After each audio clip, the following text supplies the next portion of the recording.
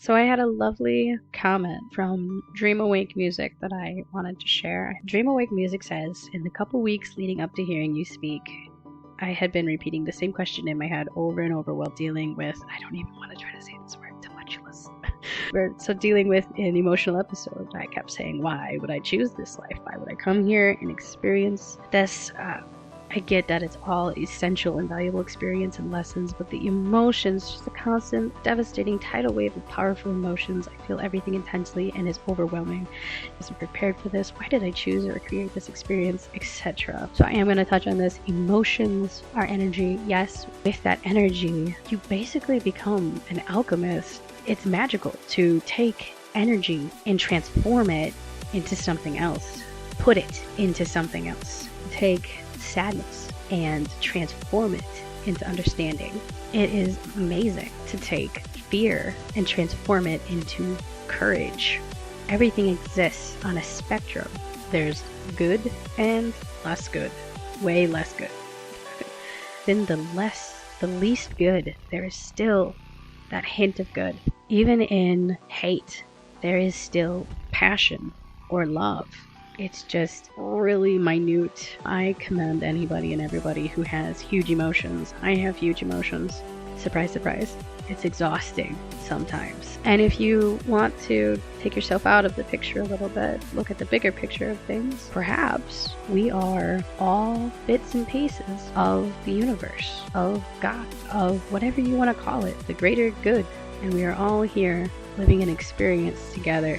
Have a video on how all of us and all of our free will combined choices put out energy, and that energy that goes out, it interacts with one another and it creates this beautiful web of reality. So we have this illusion of separation, but think about it, as children we aren't really separated from the spiritual side of life. They learn that from society. When I wanted to come back to my body, and we were in the planning process for coming back to my body, I wanted so much to happen in my life, but they couldn't guarantee everything. They explained it to me that it all depends on your energy and your pattern. Everything follows a pattern. My pattern of behaviors would never allow me to be a billionaire unless I took on a lot of challenges, things that would help mold me into becoming a billionaire. Anyhow, all of the emotions and experiences from our past lives, they're all stored. People call them the Akashic, whatever you want to call them, Akashic records. And here we have, in this dimension, in this reality, in this world, whatever, humans are trying to store consciousness in a computer box. Go science, I guess. But that's just a copy of your consciousness. Your true consciousness cannot be contained or stuck in an object unless you have no idea as a spirit. You're going to be stuck in there for a long time, but then you'll eventually figure out, oh wait, I can leave this. During my near-death experience, I accidentally became one with the snow, and then I realized, okay, I'm done with this, and I snapped out of the snow when I was myself again. We can become one with things and objects, whatever. You know, I've heard other people have experiences. I became as small as a particle. I was in the floorboards. I was a floorboard, you know, basically. Because it's all energy. We are eternal energy. But somehow we can maintain all of these experiences and all of these lives and all of these experiences and emotions impacted this life that I live now. It gave me limits. So why did you choose this experience or create this experience? There are many reasons. What's the point of spending eternity in perfection when there are things that you can do? There are experiences to be had. It's all about experience and love in the grand scheme of things. Whether you get that from just coming here to have fun. Some people come here to heal. And within pain, there is a lot of growth and strength that comes from that. And sometimes you can be distracted. But again, remember that doesn't matter how distracted you get, you will still return to this love. You will eventually realize at some point, oh yeah, I have been watched and loved by these beings, whatever they are, whoever they are. But they're very powerful and they're very loving, and they can only weave your reality from who you are right now. And who you are right now is who you choose to be, who you keep accepting because you keep not trying to do something different. And not a lot of people want to hear that. But from the looks of it, Dream Awake Music took things into their own hands. To continue reading this comment, you said a key phrase very casually, but it just hit the nail right on the head with the answer right in front of me. You said emotions are energy, and I said, oh, I knew that, at least theoretically. So the power is actually in my hands to manage my energy for emotions, which means I don't have to be constantly drowning in it all the time. Every day, watching my emotional reactions, it's had a huge effect. I feel like I'm back in the power seat, not at the mercy of my emotions, and therefore able to function better as a human in daily life. So yes, exactly. If you hold on to negative emotions, it can make your body sick. If you hold on to trauma, it can make your body sick. So how do you release it? Well, crying is a way to release lots of energy. So example, when I was very angry, I realized anger was a secondary emotion. It came from a place of feeling helpless and unloved. I let myself cry, saying out loud to myself, I don't want to hate this person. I want to forgive them, because forgiveness cuts these energetic ties with one another. You know, as you cry, your body releases all kinds of chemicals to regulate your system. And in releasing those chemicals, it changes your state of being. It changes your energy. And okay, we'll move on. There's the 7 deadly sin concept. My immediate response to this was, oh, thank goodness, I'm too far along to still be mixed up in any of that business. Didn't take much analysis to realize I'm still entangled in pretty much all of them to one degree or another, especially the pride envy cycle.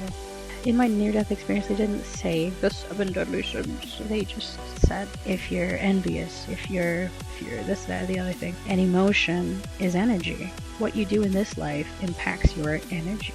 If you are a person that the feelings of guilt and shame have overwhelmed you, that was my dad for the longest time. He kept running from the light every time it would try to show and help him. Because here's the thing, the light is not a trap.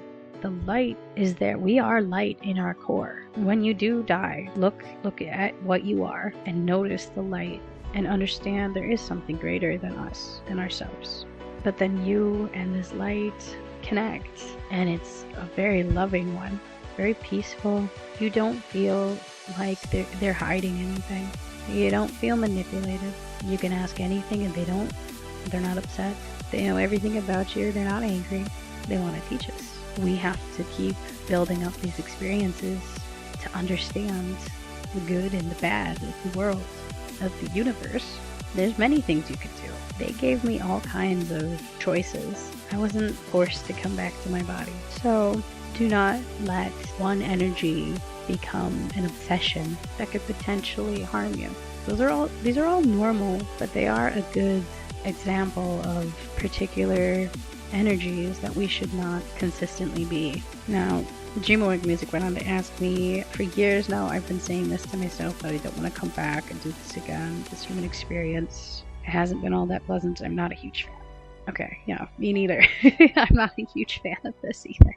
Progress is not just about my own personal inner journey, but also and equally about my relationships with the people in my life. This is a huge concept to come to terms with because there's a lot of work to do there. My query is about my family of origin. I currently live on the other side of the planet from my family. There's no bad blood between us, but I just really don't like to be reminded of our history, so out of sight, out of mind has allowed me to leave it all behind and get on with my life. Now I'm realizing that I may be delaying the inevitable by avoiding dealing with all this stuff. I never really considered that my family members and I had agreed to incarnate together because we still had stuff to figure out together. I just thought I chose them because that's what I needed to set me up for the life I chose to lead. Okay, for example, my biological dad is not the dad that raised me. Instead, the father that raised me was my best friend in another life who I had hurt, which is pretty neat. But anyway, so there's that. You know, sometimes another soul will be chosen to be with you or interact with you. Their energy is exactly what you need in this incarnation that you're living now. Just think about it. If you're a parent, how humbling is it that your child chose you, or that these all-knowing or mostly knowing, very powerful beings that help us knew that this child would be perfect for you and you would be perfect for their child, or that you had the potential to be great for one another and helping each other's energy grow and blossom. If you want to grow and develop as a person, you have to leave your comfort zone. Your brain needs to be challenged, much like our energy needs to be challenged. We need to understand the depths of an awful life to really appreciate the good side of life. So my question is that by avoiding my family of origin and dealing with our history, am I holding back my progress beyond this life and therefore kind of defying the reason I came here in the first place to some extent? There's a lot of things I could say to this. Truly ask yourself, why do I feel worried as to why I'm not communicating with my family? If there is no bad blood between you and your family, there are some people or energies that we outgrow, that we no longer need in our lives. Perhaps your family is something like that. You don't need their energy in your life anymore. Now, if they are bad people or toxic people, you have to learn how to forgive them, realizing that there were good things that came from their negative influence on your life, pretending to be face-to-face with them in spirit once more. A lady who recommended this to me called it speaking to their higher selves, speaking to the goodness that's in them and that they may have buried deep down. You can message them an apology for your distance, but expressing how much you love them, and if they ever want to chat, let you know. I've done this with my family members, waiting to see if they're receptive. Much of the time, my family wasn't. One sibling was receptive, but I quickly caught on that they weren't interested in treating me any better than before, and that's when I knew to leave them alone. One way to heal yourself is envisioning any traumatic memories that you have, where adult you comes and comforts little you or younger you. This one really felt best for me. And another way to heal yourself or begin to heal yourself is to speak to yourself as you would speak to your own child or speak to your best friend. Also, only choosing to hold on to thoughts that make you feel empowered or good, because we are not always in charge of our thoughts. Sometimes these thoughts can be picked up from someone else or something else, or sometimes our thoughts can be influenced by negative entities as well. I've had this experience as well. So another thing is that it's easier to heal our relationship issues with one another in this human experience, and it isn't impossible to heal even after we leave our bodies. Death. For example, my relationship with my dad wasn't healed until after his death. So after explaining identify with your good to my dad, and then I forgave him for his wrongdoings, I stopped seeing his troubled spirit around me, and that was really relieving, because as nice as it is to have the gift of being able to see spirits, it's spooky, and I jump scare really easy. So I took notes on how they treated the distracted souls and spirits. They waited as long as it took for that distracted spirit to finally be willing or ready to notice that they've been there watching and loving them through it all, through the good and bad. This made me realize that everyone must have beings like these helping them too. And this also made me realize that I ought to treat negative people in my life similarly. Be full of love and ready to welcome them if they ever show signs of being able to understand or choose to identify with the good, and be kind people. Otherwise, I don't waste my energy trying to fix something I've tried to fix so many times before and it has failed. So again, I certainly don't want to relive this human experience again, but remember this: the more good that you do in this life for those that you love and cherish, and the work that you do for yourself to remain self-disciplined and loving, is certainly going to give them better energy to work with if you have to do another experience in a human body again. And by they, I mean these amazing beings. They can only create your future and your main goals in your life from the energy that you currently exist as. So if you're a negative person, then they can only weave together a sad, negative experience for you, and that's not what they want to do. Beings that I met, there were two of them that ran my timeline, lifeline, and it was repeated to me again and again that it's important to understand we do have free will. We all influence each other. Also, know that you don't have to return to this life immediately. I know I mentioned this before, but I'm going to mention it again. You're welcome to exist with them or in one of the realms of existence that feels good for you. There are so many layers or realms to this universe or reality. It's easy to traverse them as well. You simply think of where you want to go and suddenly you'll be pulled to where you want to be. You go where your thoughts carry you. And Joe Dispenza explains this in his quote, "Where focus or attention goes, energy flows." So I think to sum it up, just because you incarnate or reincarnate with a soul group doesn't mean you guys have to interact with one another throughout the entire experience. Sometimes you only need to interact with them until a lesson is learned and that energy tie is healed or broken or whatever it has to be. perhaps you have already healed it. If your discernment is telling you something inside of you, that's your intuition. That could be a message from them. Your energy is telling you, hey, we need to still work on something, we still need to heal something. Listen to that energy and perhaps either see if it's something that you need to heal on your end, or if you actually do need to talk to this person. And if they respond in negativity, just leave it be. They're not ready yet, maybe someday, but at least you're not the one being negative and shutting them down. They're choosing that bad energy. You are not. If you stayed with me through this entire video, thank you for listening. Thank you for staying curious.